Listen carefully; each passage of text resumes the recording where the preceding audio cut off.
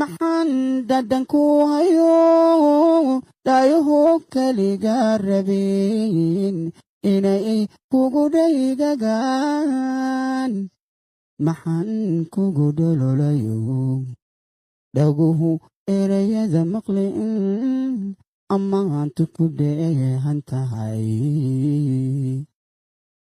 dambaalaha caashaqa maxaan soo dhiibayo intaan dhiga iga shubay kusoo dhigay aawada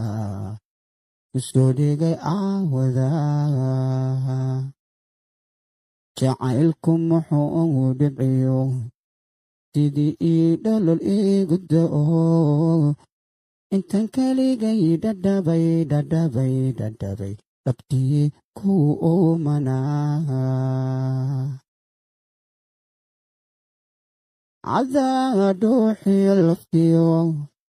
dhudiyo jirkaba galo dhammaan dunidaba inaan ku hela sharafii dhinay